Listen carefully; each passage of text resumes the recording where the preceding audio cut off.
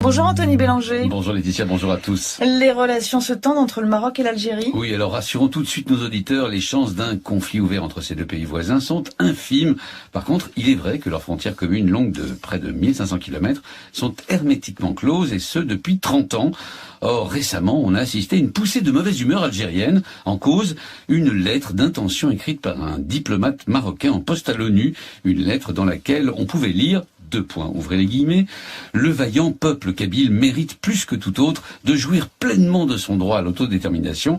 Bref, une provocation marocaine en bonne et due forme. Depuis, le ton est même encore monté. Mais qu'est-ce qu'on reproche, ou plutôt qu'est-ce que reproche l'Algérie au Maroc cette fois? Eh ben, écoutez bien, d'être derrière les incendies qui ont fait plus de 90 morts en Kabylie au début du mois, ça paraît d'autant plus fou que la première chose qui vient à l'esprit est la suivante. Il est parfaitement absurde que le Maroc soutienne l'irrédentisme kabyle d'un côté et en même temps soit derrière les incendies meurtriers en Kabylie justement. Mais Alger, pour ce qui concerne le Maroc, n'en est pas à une absurdité près.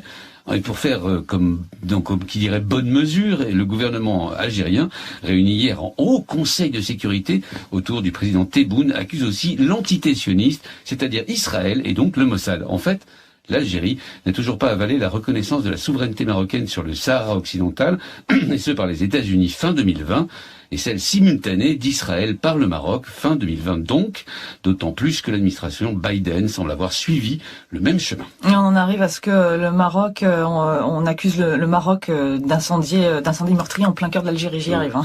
Oui, vous avez raison, il en faut un peu plus pour expliquer cette poussée de fièvre. Il faut que l'Algérie ait besoin de détourner l'attention de sa propre impéritie.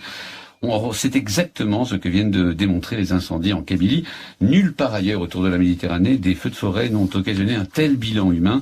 Par ailleurs, l'Algérie semble plutôt démunie face à un phénomène pourtant parfaitement prévisible. Elle n'a par ailleurs pas les moyens aériens de lutte contre les incendies. Elle a dû faire appel à l'entraide internationale et comble d'humiliation, elle a dû accepter l'aide de la France, pas celle du Maroc, évidemment. Une préparation criminelle qui se double en plus d'une crise économique épouvantable. On pourrait dire que comme l'Algérie produit du pétrole et que le prix du baril a augmenté, ça peut aller, non? Oui, alors ça c'est vrai que pour un pays dont le budget dépend aux 3/4 du prix du pétrole et du gaz, le doublement du prix en quelques mois devrait être une bonne nouvelle. Sauf que c'est encore trop peu pour l'Algérie qui a besoin d'un pétrole autour de 120 $ le baril pour combler ses énormes déficits.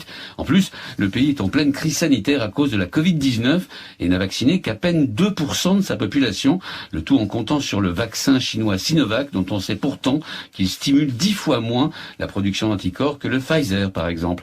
Comble de l'humiliation, le pays qui en Afrique a le plus vacciné est, je vous le donne en mille, le Maroc, avec un tiers de sa population immunisée. Ça en est trop pour Alger, qui a donc recours à la bonne vieille recette suivante. Lorsque tout va mal, toujours accuser le voisin, surtout si c'est le Maroc. Merci Anthony Bélanger.